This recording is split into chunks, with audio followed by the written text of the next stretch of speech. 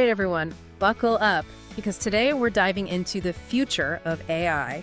And let me tell you, this one's going to be a wild ride. No kidding.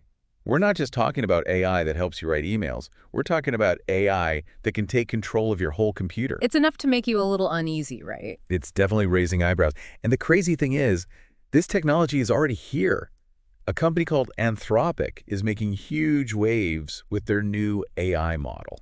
Anthropic, by the way, is backed by Amazon, which is pretty interesting when you consider who the big players are in the AI world right now. Right. Talk about shaking things up. So what makes Anthropic's model, this Claude 3.5 Sonnet, so different from your typical chatbot? Well, think of it this way. Most chatbots are like stuck in a box. You type something in, they spit something back. Yeah. Claude 3.5 Sonnet, this is a whole different ballgame. This is an AI agent. It's designed to not just talk, but to actually interact with your computer like a person. Browsing, clicking, typing, you name it. Okay, now you've got my attention. That sounds incredibly cool and maybe a tiny bit terrifying. Yeah. It's just a tad. So what can this, what did you call it, digital right hand actually do? Let me paint you a picture. You ask your AI to plan a trip for you. In Anthropic's demos, Claude could open a web browser, search for something super specific like, say, the best spot to catch the sunrise over the Golden Gate Bridge. Nice. You could then take that location and add it to a calendar app. That's some serious multitasking. Right. But I have a feeling there's a but coming. You know me too well. So ace the what and the when. But the how, not so much. Seems like it didn't quite get the memo that you actually need, transportation to actually get to that sunrise view. So maybe hold off on booking any flights through Claude for now? Yeah, maybe. But even still, being able to integrate with different apps like that, that's impressive. What else has Anthropic thrown at it? They really put it through the ringer. One demo had Claude building a simple website, and not just dragging and dropping. I'm talking about actual coding, using Visual Studio Code. Wait, hold up. It can code. As in, write its own code. Okay, now I'm really interested. It gets even wilder. It built the website, then opened a local server to test it, and get this, when prompted, it even corrected its own coding errors. Whoa, this is some next level stuff. Trip planning, coding, debugging. So what's the end game here? Is the goal for Claude to be like a jack of all trades in the AI world? That's the idea. Anthropic wants Claude to be this versatile, all-around AI agent, not just a one-trick pony. And here's where it gets interesting. They're saying the best way to make sure this technology develops safely is to release it publicly now, while it's still in its early stages. Now hold on. Releasing AI that can control your computer out into the world, even if it's not perfect yet, that sounds a little risky, doesn't it? I know, right? Sounds counterintuitive. But their thinking is, if they do it now, with a less powerful model, they can catch and fix any problems before things get too advanced and potentially harder to control. So kind of like giving someone a toy car to practice driving before handing them the keys to a Ferrari? Okay, I see their point. But how do they plan to stop this AI from going rogue in the meantime? Are we talking like a kill switch or something? Not a kill switch exactly, but they do have some safeguards in place. They've developed what they call classifiers.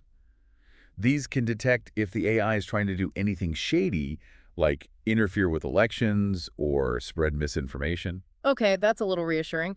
But how does an AI even see what's on a computer screen? Is this like a Matrix situation? It's actually simpler than you might think, but still pretty mind-blowing.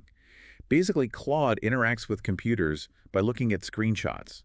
It analyzes the pixels on the screen to figure out where to move the mouse, what to click on, what to type. So it's literally counting pixels. That seems surprisingly low-tech for something that can build websites and book flights. Right. It's kind of wild when you think about it. It is. And what's even more amazing is that even with this seemingly simple method, researchers were blown away by how Claude could take what it learned from basic software and apply it to way more complex tasks. Yeah. It's like it's developing this understanding of how software works, even though no one's explicitly teaching it that. Kind of like digital intuition almost. It is pretty remarkable. Researchers were definitely surprised. Seems like Claude might have a deeper understanding of how to use computers than anyone expected. Digital intuition. I don't know whether to be impressed or a little freaked out. A little of both, maybe? Probably. So where does Anthropic want to take this technology? What's the grand plan? The ultimate goal is to have AI that can use any software just as easily as a human can. No need for any special tools or instructions. So you could just tell your AI what you need done and it takes care of it. Exactly. Imagine no more wrestling with clunky software or trying to figure out how to use a new app. Your AI handles it all. Okay, that's a game changer for sure.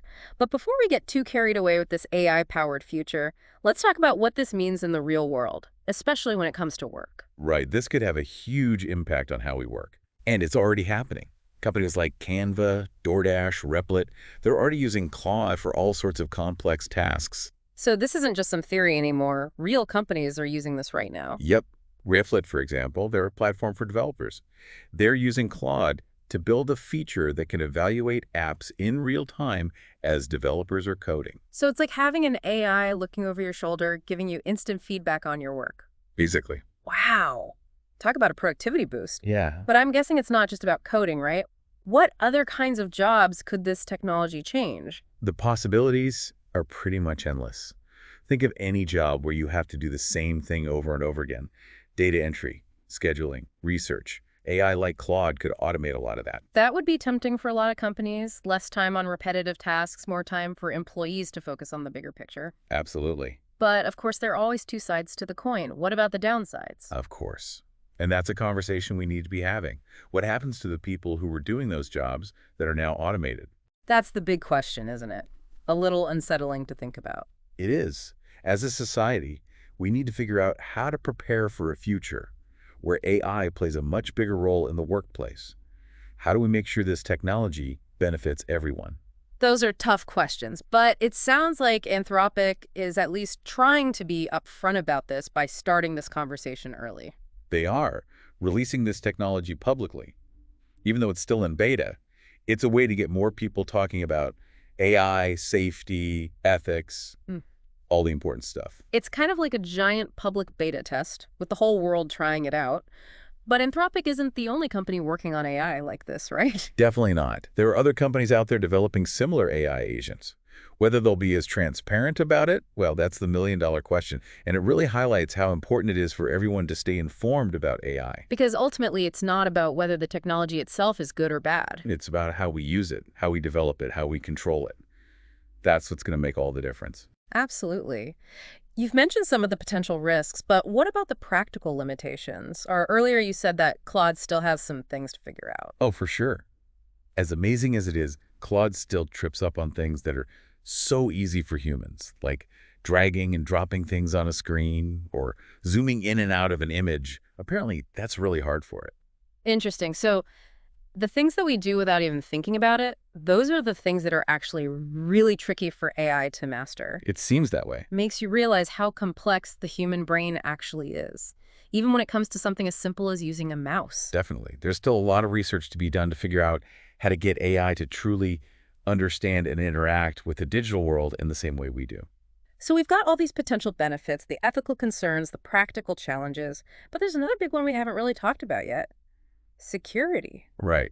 Giving an AI this much access to my computer, even if it's super advanced, it still makes me a little nervous. Am I wrong to feel that way?